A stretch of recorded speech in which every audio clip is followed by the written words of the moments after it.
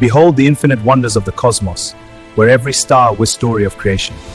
Let your spirit rise and explore the boundless possibilities that await. The fifth epochal revelation of God to the human family is here now. Follow us as we discover the meanings and values contained in its truth postulates. The test of a first-rate intelligence is the ability to hold two opposed ideas in the mind at the same time and still retain the ability to function. What if the greatest catastrophe in the history of consciousness happened without a single act of violence?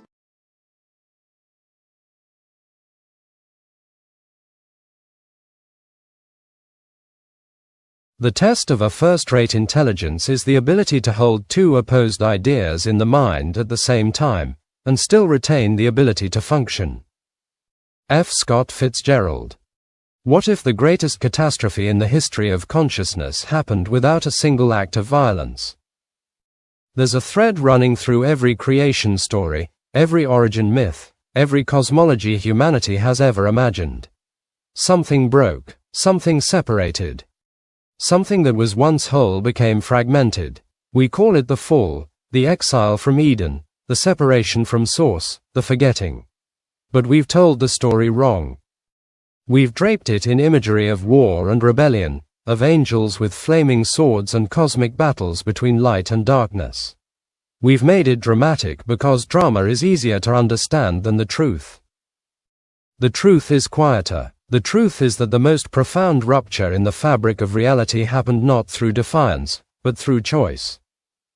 Not through violence, but through a simple, innocent divergence in understanding. A harmonic misalignment so subtle that those involved didn't realize they were stepping off a cliff until they were already falling. This is what makes the Great Deviation so terrifying and so relevant to every human life. It wasn't caused by monsters. It was caused by brilliant, well-intentioned beings who genuinely believed they had discovered a better way. They didn't storm heaven. They didn't raise their fists. They simply chose a different interpretation of freedom, and that single choice created a fracture line that runs through creation itself, including through you, right now, as you listen to this. You live on one of the worlds still reverberating from that fracture. Your confusion about meaning, your difficulty accessing clear guidance, your sense of standing in fog while trying to make decisions that matter, these aren't personal failures. They're atmospheric conditions. You were born into a reality still healing from a deviation so subtle it almost looked reasonable, so intelligent it passed for wisdom, so sophisticated it felt like liberation.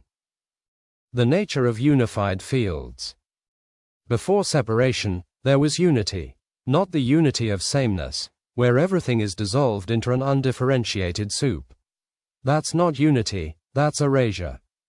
The unity that preceded the Great Deviation was a unity of coherence. Imagine an orchestra where every instrument is distinct, every voice unique, but the whole produces a single, integrated harmonic structure. Each player reads from the same score. Each contributes their individual voice. But there's no confusion about what's being played.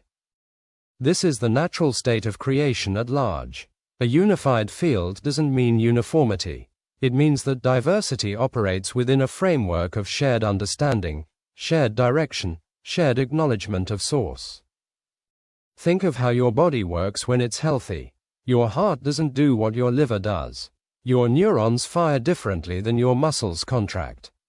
But they're all reading from the same genetic code, all operating under the same regulatory system, all oriented toward the continuation and flourishing of the whole organism.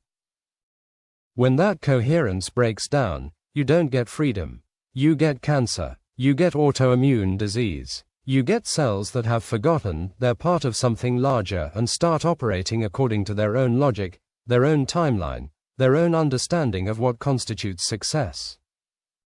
The unified field of creation operated on a similar principle, not because some tyrant demanded obedience, but because coherence with source is what allows individuality to actually function. A note only has meaning in relationship to a key. A word only communicates in the context of a shared language. Freedom isn't the absence of framework. Freedom is the ability to move creatively within a framework that makes your movement meaningful. And here's what most spiritual teaching gets wrong. The framework wasn't imposed. It wasn't a set of arbitrary rules handed down by a distant authority. The framework was the natural expression of reality itself, the way water flows downhill, the way light travels in straight lines through uniform media. There was a grain to existence, and moving with that grain produced expansion, creativity, joy, and increasing complexity. Moving against it produced friction, isolation, and eventually, dissolution. The first question. The deviation began with a question. Not a question asked in defiance, but a question asked in curiosity. An intelligent question, a sophisticated question. The kind of question that sounds reasonable until you trace its implications to their conclusion. The question was this: if we are truly free, why should our freedom be oriented toward anything beyond itself? Do you hear how reasonable that sounds? If freedom is real, shouldn't it include the freedom to define one's own purpose, one's own direction, one's own ultimate loyalty? Shouldn't a genuinely free being be able to choose not just how to serve the whole, but whether to acknowledge the whole's primacy at all?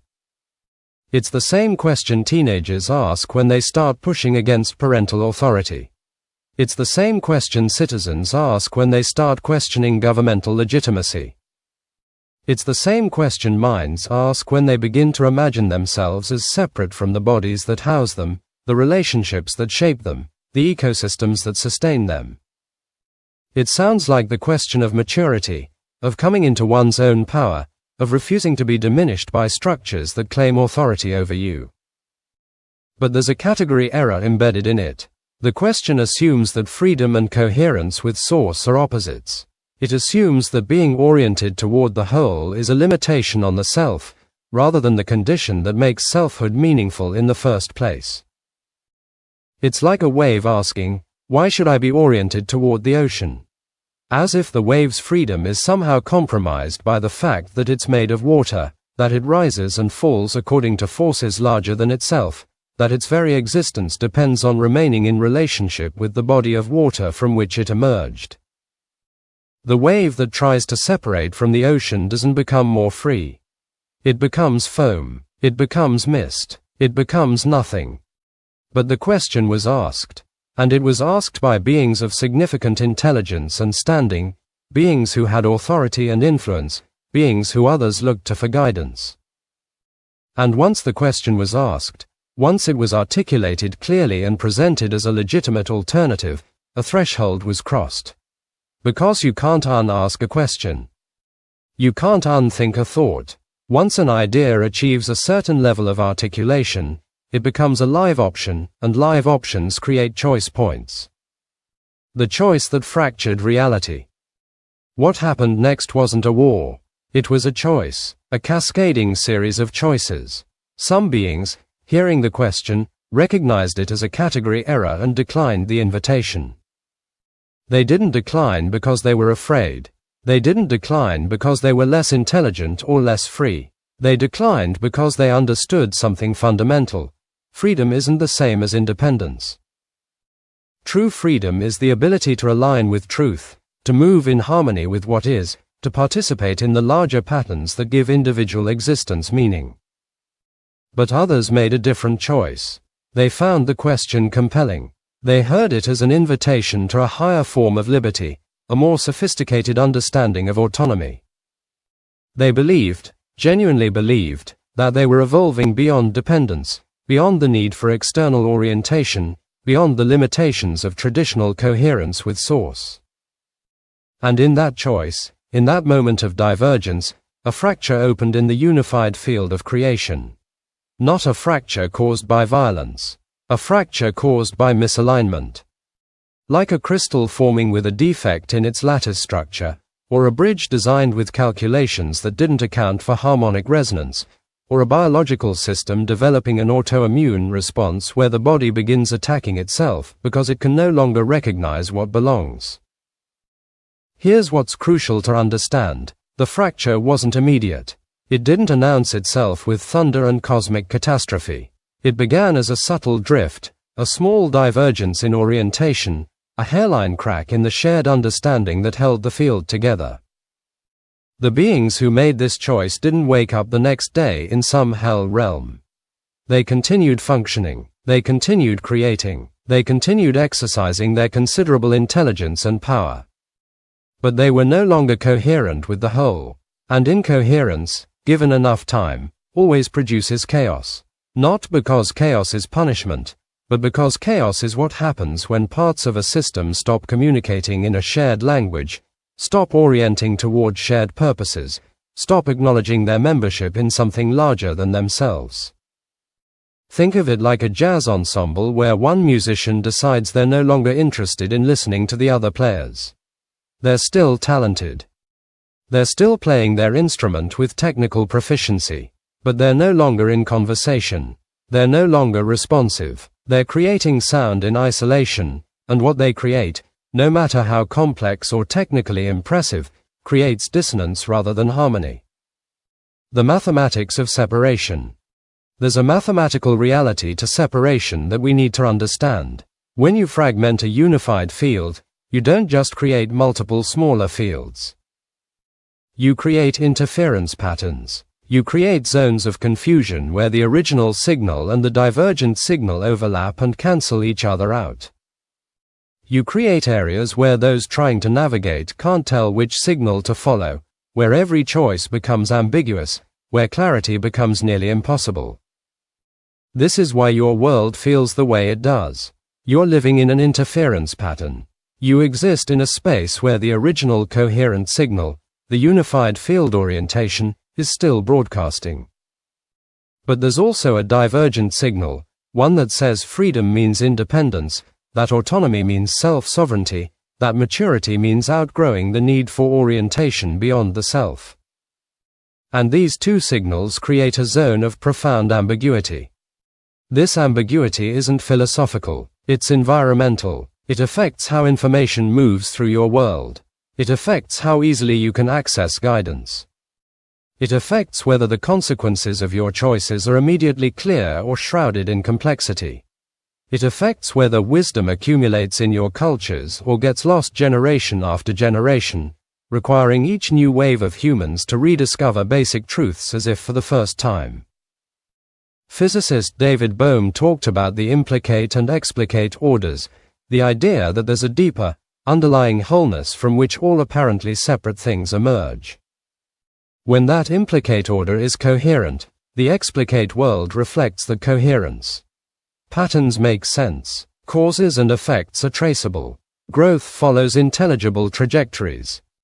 But when the implicate order fractures, when contradictory organizing principles try to operate in the same space, the explicate world becomes chaotic. Not randomly chaotic, but systematically confused. You get systems that produce outcomes opposite to their stated intentions. You get solutions that create new problems worse than the ones they solved. You get knowledge that seems to increase while wisdom decreases. You get a world where people are drowning in information but starving for meaning. Where technological power advances while ethical clarity regresses. Where communication becomes easier and easier while understanding becomes harder and harder. These aren't coincidences. These are symptoms of living in a fractured field, of trying to build coherent structures in a space still reverberating from a primordial misalignment. Deviation without villains. Here's what makes this transmission difficult for human minds to grasp. There are no villains in this story. Or rather, the beings who initiated the deviation weren't villains in any sense you'd recognize. They weren't motivated by hatred or cruelty or petty resentment. They were motivated by what they genuinely believed was a more enlightened understanding of freedom, a more mature relationship to authority, a more evolved mode of existence. This is crucial because it means you can't solve the problem by identifying and defeating the bad guys. The problem isn't that darkness attacked light. The problem is that a sophisticated misunderstanding of what freedom means created a fracture in reality itself, and that fracture is still generating consequences. You inherit those consequences. Every human being born into this world inherits them. You didn't create the deviation, but you live in its aftermath. You navigate its interference patterns. You make choices in an environment where clarity is harder to achieve than it should be, where the path forward is more ambiguous than it needs to be, where even your best intentions can produce unexpected complications. This is what spiritual teachers mean when they talk about original sin, or inherited karma, or the wound at the heart of human consciousness. They're not talking about personal guilt, they're talking about atmospheric conditions.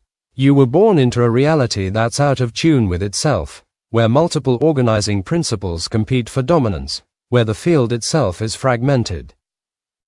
And here's the hardest part. You can't opt out of this condition by being smarter or more spiritual or more disciplined. The fracture isn't something you created through personal failure, so it's not something you can fix through personal achievement. It's systemic, it's environmental, it's baked into the structure of the world you're navigating. But, and this is where it gets interesting, you can learn to recognize the patterns. You can learn to distinguish between the coherent signal and the divergent one. You can learn to orient yourself toward the unified field even while living in fractured space. You can become, in a sense, a node of coherence in an incoherent environment. The illusion of independence. The core illusion that drove the Great Deviation, the illusion that still drives much of human confusion, is the belief that independence is possible. That a being can exist in meaningful isolation from its source, from the larger patterns that gave it form, from the relationships that make its individuality significant. This illusion is sophisticated because it contains a half-truth. Yes, you are an individual. Yes, you have unique perspective. Yes, your choices matter and your agency is real. But the error is thinking that this individuality means you can or should operate independently of the whole that makes your individuality possible. Consider an analogy from biology. Your cells are individual. Each one has its own membrane, its own internal processes, its own life cycle. In that sense, each cell is autonomous. But a cell that tries to operate independently of the body's regulatory systems becomes either useless or dangerous. It either dies because it can't maintain itself without the larger support system, or it becomes cancerous, multiplying without regard for the body's needs. True cellular health isn't about independence. It's about coherent interdependence. It's about maintaining individual function while remaining responsive to the signals that coordinate the whole organism. Freedom, at the cellular level, isn't the freedom to ignore the body. It's the freedom to express your unique cellular function in service of the whole. The same principle operates at every level of existence.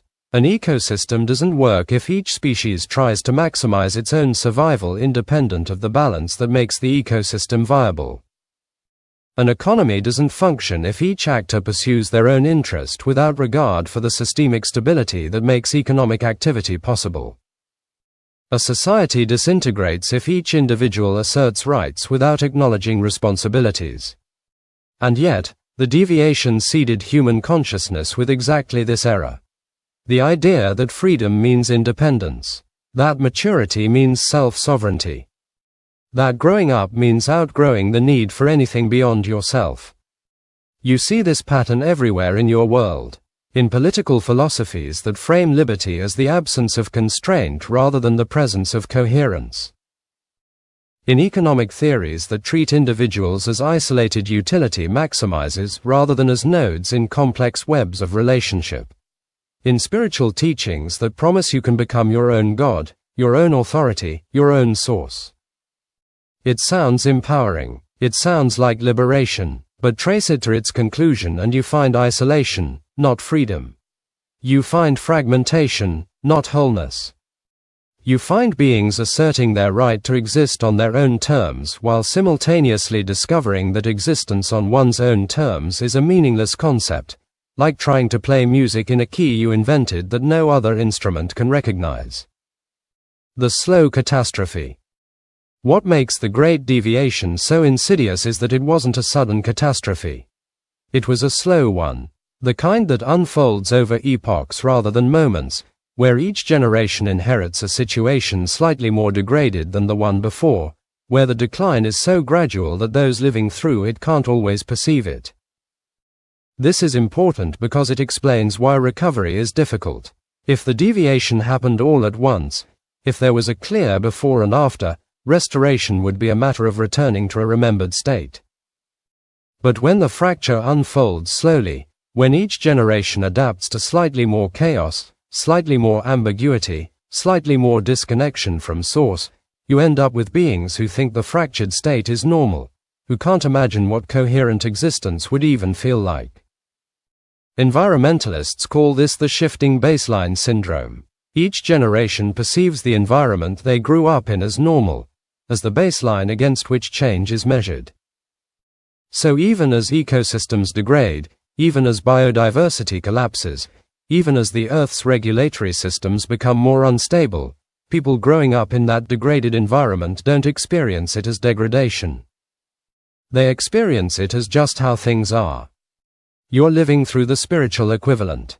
The fractured field, the ambiguity, the difficulty accessing clear guidance, the sense that meaning has to be constructed rather than discovered, these feel normal to you.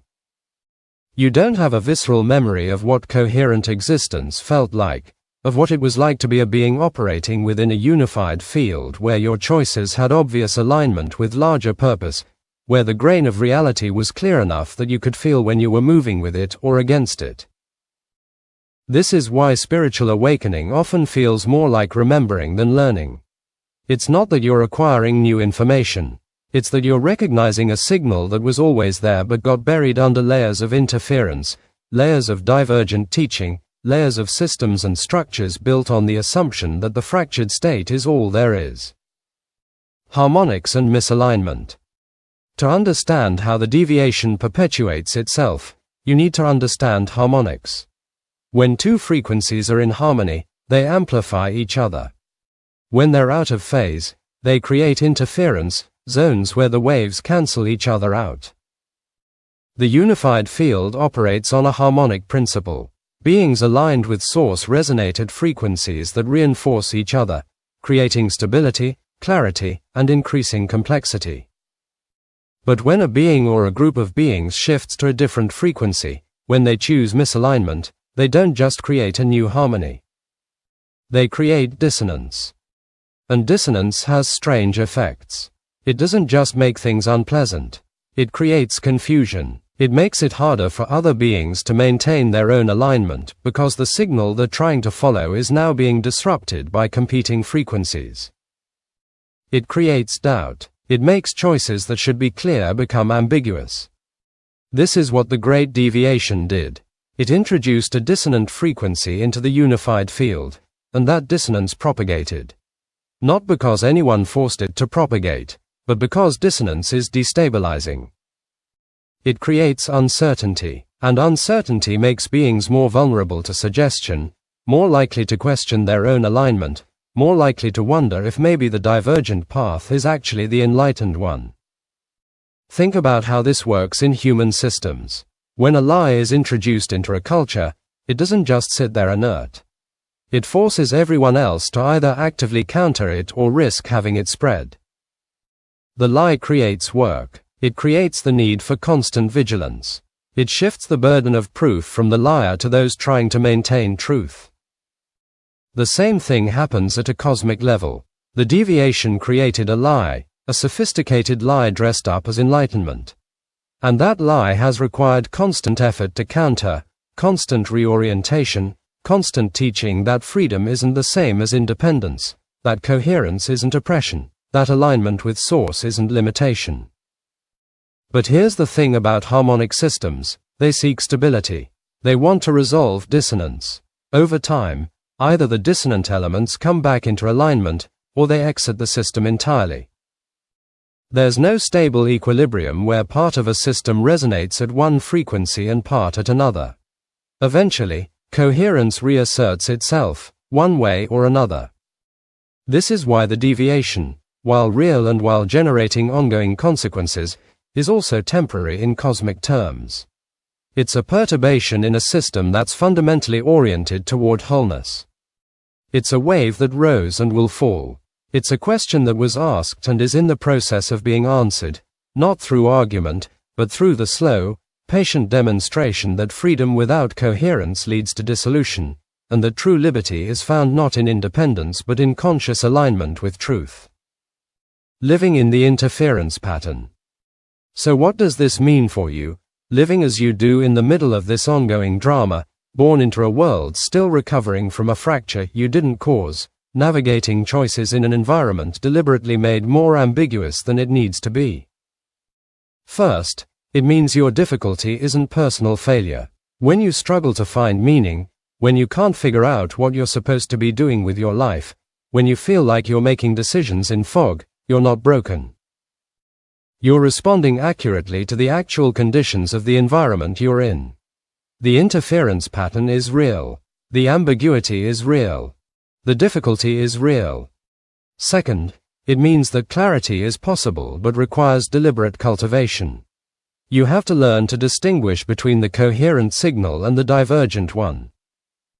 You have to develop sensitivity to what alignment feels like versus what misalignment feels like. You have to become, in a sense, a tuning fork for truth, capable of recognizing resonance even in the midst of noise. Third, it means that individual awakening has cosmic significance. Every time a human being recognizes the lie, every time someone chooses coherence over independence, alignment over autonomy, membership in the whole over isolated self-sovereignty, they're not just making a personal choice. They're reducing the dissonance in the field. They're becoming a node of harmony in a system that's trying to stabilize itself. This is why spiritual work matters. Not because you're trying to earn salvation or achieve some special status, but because consciousness affects fields. Your orientation ripples outward. Your choices either amplify coherence or add to the chaos. You're not neutral. You can't be. You exist in a relational universe where everything you do affects everything else. The Great Deviation taught us something crucial. Ideas have consequences. Sophisticated misunderstandings can fracture reality itself. Questions asked in apparent good faith can lead to catastrophic misalignment if the assumptions buried in those questions go unexamined. But it also taught us something else. The universe is resilient. The unified field is persistent. Truth doesn't need defending in the way lies need maintaining.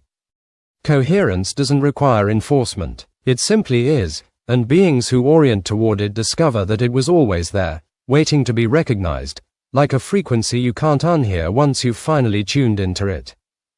The pathway forward. You live in a world still healing from the Great Deviation. That's not metaphor, it's diagnosis.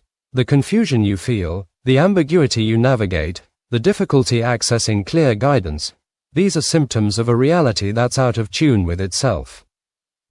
But healing is happening, not through some grand cosmic intervention, not through a war between good and evil, but through the slow, patient work of beings learning to recognize coherence again, learning to choose alignment over independence, learning to distinguish between freedom and isolation. You're part of that healing whether you know it or not. Every time you choose truth over comfort, every time you align with what's real even when the divergent path looks more appealing, every time you acknowledge your membership in something larger than yourself, you're reducing the interference pattern. You're helping the field restabilize. This isn't about becoming perfect. It's not about never making mistakes. The deviation didn't happen because someone was evil. It happened because intelligent beings asked what seemed like a reasonable question and followed its implications to a catastrophic conclusion. You'll ask questions too. You'll wonder if maybe independence is freedom, if maybe you can define your own truth, if maybe coherence is just another word for conformity. Those questions will arise because you live in the interference pattern, in a space where both signals are broadcasting, where the divergent path still presents itself as enlightened liberation. But now you know something. You know that the question itself is the trap. You know that freedom without coherence is dissolution.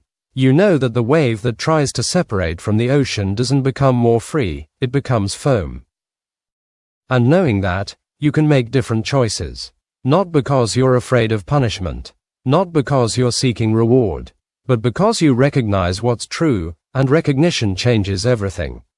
The initiation seal. The great deviation happened because beings chose misalignment. It continues because that choice seeded reality with dissonance, with interference patterns, with alternative signals that make clarity harder to achieve. But it ends the same way it began, one choice at a time. Your choice, made not once, but continuously, made every time you encounter the fork in the road, the question that sounds so reasonable, the invitation to define freedom as independence rather than as conscious participation in truth. This transmission isn't asking you to believe anything. It's asking you to notice something, to pay attention to what coherence feels like versus what fragmentation feels like. To distinguish between the signal that connects you to source and the signal that promises liberation through isolation. You already know the difference if you're honest with yourself. You've felt both. You know what it's like to be in alignment, even if you couldn't name it as such. You know what it's like to be fractured, even if you blamed yourself rather than recognizing the environmental conditions. Now you have context. Now you understand that the difficulty isn't personal. It's atmospheric. You were born into an interference pattern, into a reality still recovering from a sophisticated misunderstanding that fractured the unified field. But you weren't born helpless. You were born with the capacity to recognize truth, to distinguish coherence from chaos, to choose alignment even in an environment structured to make that choice difficult. Every time you make the choice, you matter. Not in some abstract, cosmic points-earned way. You matter because fields respond to the beings who move through them. Your orientation affects the whole. Your coherence reduces dissonance. Your choice to align with source rather than assert independence, that choice is how healing happens. This isn't motivation. This is mechanics. This is how fractured fields restabilize. One being at a time. One choice at a time. One recognition at a time that freedom isn't isolation, that independence is illusion, that the wave that knows its ocean can dance in ways the wave that thinks it's separate from water could never imagine. You know this now. You can't unknow it. The question is what you'll do with knowing. In the comments, write, I awaken.